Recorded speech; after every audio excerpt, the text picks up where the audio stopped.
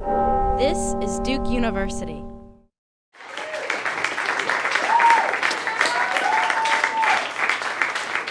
I have always loved the outdoors. Anything that puts me next to dirt or animals or trees, water, that makes me happy. I grew up in overalls with a mud ball in my hand, as opposed to my sister, who's 11 and is growing up in a princess dress with an iPad in her hand. And I love that. Even now, I would rather shave my head than most parts of my body. But it wasn't always that way. There was a year of my life that I look back on as the dark ages, but most people would probably just look back and think, oh, she was a 14-year-old girl. Every summer, my family would go spend time in our cabin up near Lake Tahoe in Northern California that my great-grandparents had built. And the year that I turned 14, my brother was 10, and so that meant, according to my dad, that we were old enough finally to go on a real backpacking trip. And by real backpacking trip, I mean taking a hike that would take normal people 6 hours and turning it into a 2-day or 2-night, 3-day ordeal. And no matter how small a backpacking trip is, it takes a lot of preparation. There's 2 philosophies that all good backpackers live by. 1 is pack efficiently, and 2 is leave no trace. Now, you're carrying everything you could possibly need with you, and that's heavy. Also, if you forget something, you're kind of shit out of luck. And the idea that you bring everything with you and you bring it back with you, that's leave no trace. So you don't want to leave candy wrappers, clothes, anything on the trail. Now, keeping these in mind, I set out to pack for our trip. I ended up with what I consider the necessities. Nail polish, enough clothes to last a week, makeup, of course, and then a chart of what shirts looked good with what pants. See, I knew it was going to be really difficult to look cute because not only would I be going 3 days without deodorant and face wash and toilet paper, but all I had to wear what I like to call cabin clothes. Now, you know the stacks of Duke free t-shirts that you've accumulated over the years, and when you graduate, you're never going to wear just because, oh, well, unless you're sleeping or exercising.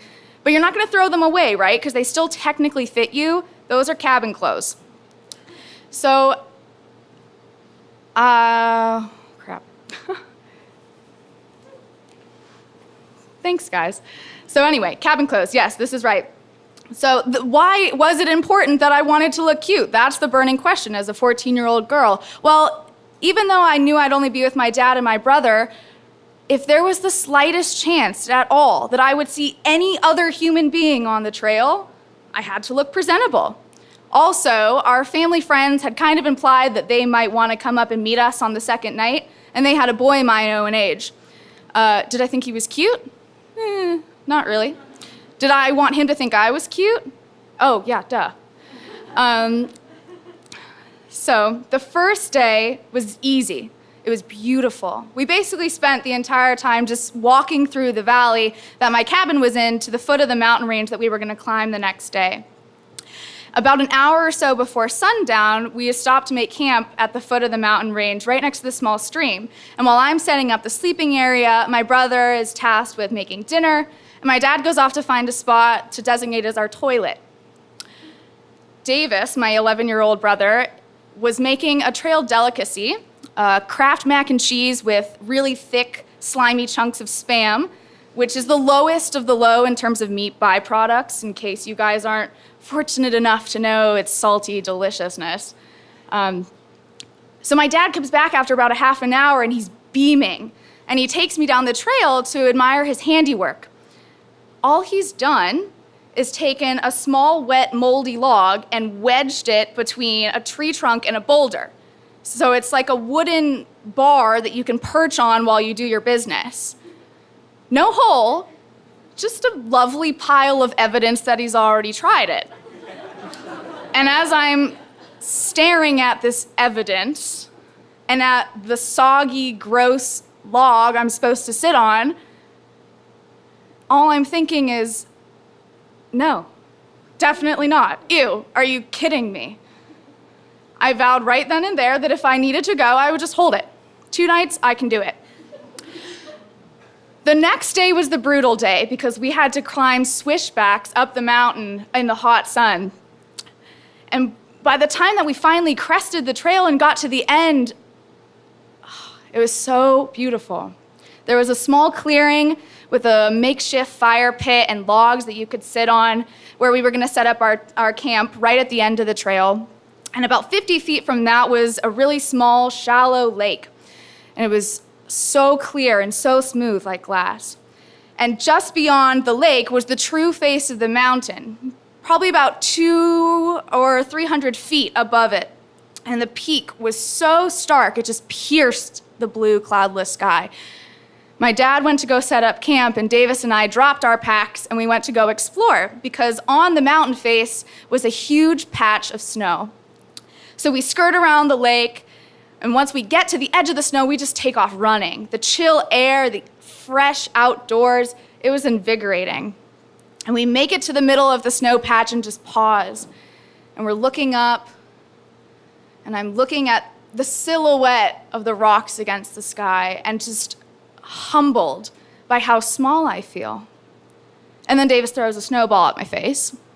So naturally, I stoop to pick up snow and hurl it back at him. But as I raise my hand, I freeze. A sudden weight drops through my stomach.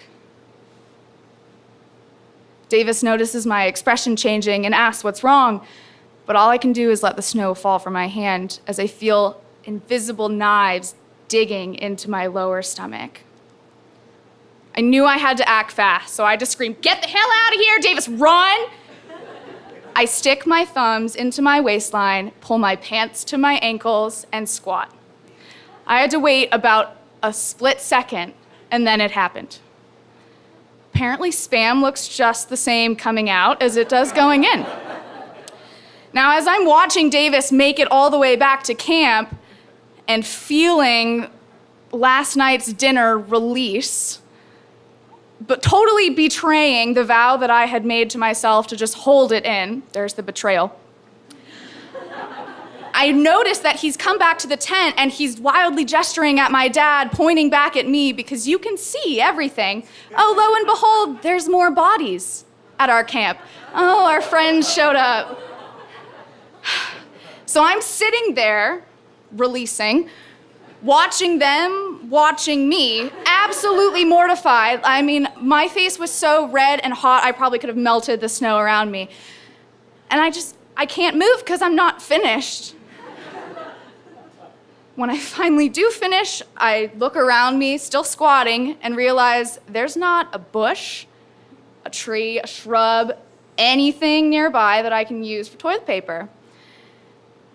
I kind of look back at the camp, see my dad hesitantly wave, and I do the only thing I can think of to do. I take off my shirt, and I use that. So I come back into camp, shirt in hand, and I'm not sure if I should be more embarrassed of that or the fact that I'm wearing cabin clothes, one of the training bras, hideous training bras that my mom bought me the year before I turned 14 and developed what I thought were real breasts and demanded Victoria's Secret style bras. You know, this is flimsy fabric with weird bows, and it's that nude color that no one's skin color actually is. That's what I'm wearing as I approach my father, my brother, and our family friends and this kind of cute boy. My dad, ever the support, goes, "Better out than in." I take a stick, eyes down, not saying anything, move to the lake, and just plunge the stick through the armhole in the shirt so that it can dry, or wash, and then I'll dry it. Now, the problem was the stain was extremely visible amongst all of that pristine white snow. So it was the last thing we saw when we went to bed that night and the first thing we saw when we crawled out of the tent in the morning. And Unfortunately, I wish I could have just ditched that shirt on that mountain, but that's not exactly leaving no trace. It would have preserved my unwavering narcissism and self-proclaimed perfection, but I'd already done enough damage to the snow. So I literally and figuratively had to carry my dirty laundry back into camp with me. And I guess the last thing I should say is let this be a cautionary tale to all of you in the audience who think that you're still hot shit. The universe has a really good sense of humor. Thanks.